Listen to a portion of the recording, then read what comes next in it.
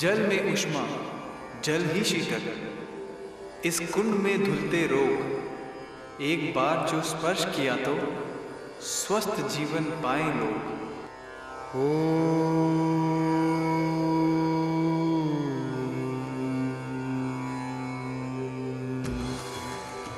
पटना जिले के बांदीपुर गांव के निवासी व्यास जी को बीमारी एक्जिमा था।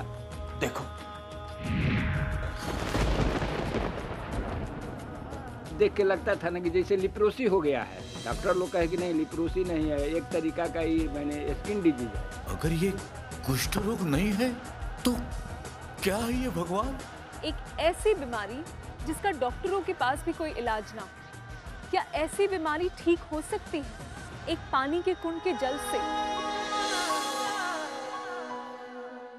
नमस्कार, विश्वास से ऊपर आस्था में मैं फिर लेकर आई हूँ एक और हैरान कर देने वाली सच्ची घटना।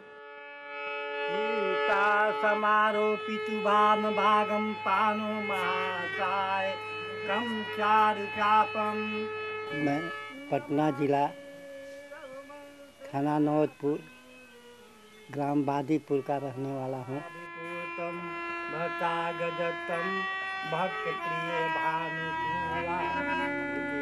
साल 1994 व्यास जी को एक घातक चर्म रोग हुआ। सारे डॉक्टरों ने हाथ खड़े कर दिए थे। देखने वालों को लगता था जैसे उन्हें लेप्रेसी हुआ। ठीक होने की कोई उम्मीद ही नहीं बची थी। भैया भैया उठिए, चाय पी लीजिए, देखिए 9 बज रहे हैं भैया। भैया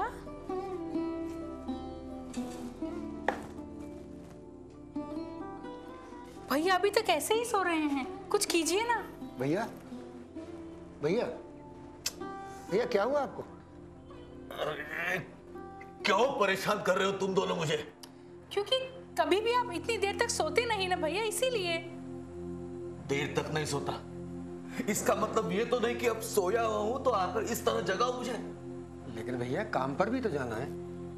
मुझे काम पे नहीं जाना। अच्छा ठीक है, मत जाओ, लेकिन ये बताओ हुआ क्या?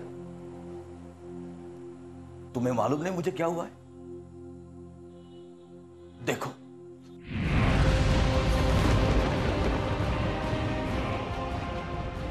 ये देखकर अगर तुम्हें ऐसा लग रहा है तो सोचो बाहर वालों को कैसा लगेगा। मैंने एक बार कह दिया मैं काम पर नहीं जाऊंगा तो इसका मतलब नहीं जाऊंगा। लेकिन भैया बाहर न जाना से इस चीज का क्या संबंध है? इसका तो कोई समाधान नहीं है। हाँ भैया चिंता मत करो, मैं सबसे बड़े स्किन के डॉक्टर को दिखाऊंगा। सच? हाँ बिल्कुल सच। मैं आज ही डॉक्टर प्रसाद से बात करता हूँ। 1994 में मुझको बीमारी आया था, उसका एक्जिमा नाम है। ऐसा एक्जिमा भी अनेक रूप का होता है। वो ऐसा माने देख के लगता था ना कि जैसे लिप्रोसी हो गया है। यूं तो व्यास जी पूरी तरह नाउम्मीद हो चुके थे, लेकिन फिर भी अपने भाई के कहने पर वो एक बहुत बड़े स्किन स्पेशलिस्ट से मिलने गए। पटना के जितने भी डॉक्टर थे उससे मैं दिखलाए,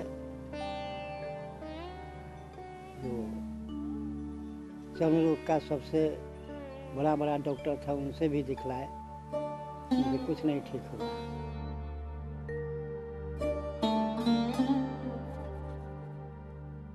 अब क्या होगा? वही तो समझ में नहीं आ रहा है। सबसे बड़े स्पेशलिस्ट को दिखाने के बाद भी उनकी हालत में कोई सुधार नहीं हो रहा है। अरे हालत में सुधार नहीं का क्या मतलब? अब तो भैया की तबीयत और भी खराब हो गई है। अब तो उन्होंने किसी से बातचीत करना भी बिल्कुल बंद कर दिया है।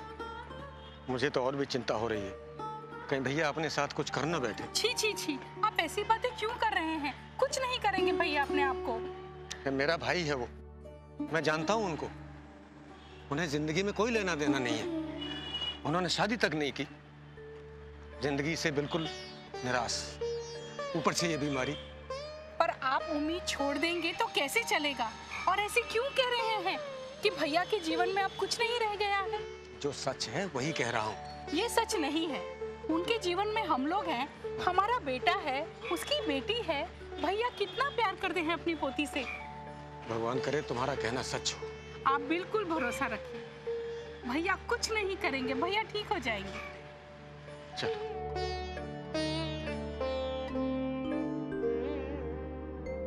इनको डॉक्टर रामानुज सिंह जो स्वर्गवास कर गए, डॉक्टर भरत प्रसाद, डॉक्टर अमरकांत झा, अमर से इनका इलाज कराए, लेकिन उसका रिजल्ट 0 आया, कोई फायदा नहीं बुझाया। डॉक्टर से हम पूछे कि क्या है, लिप्रोसी है कि क्या? डॉक्टर लोग कहे कि नहीं, लिप्रोसी नहीं है, एक तरीका का ही स्किन डिजीज है।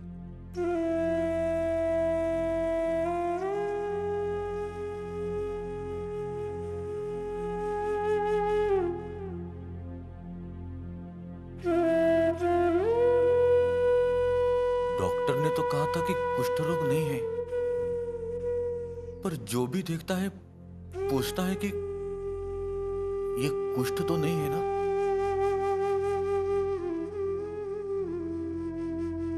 घिन आती है लोगों को।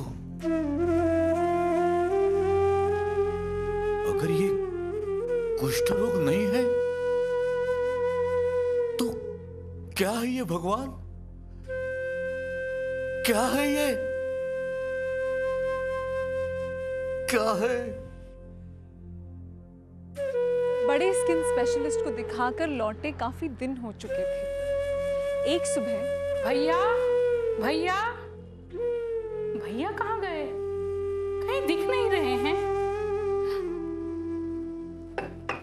भैया का सामान।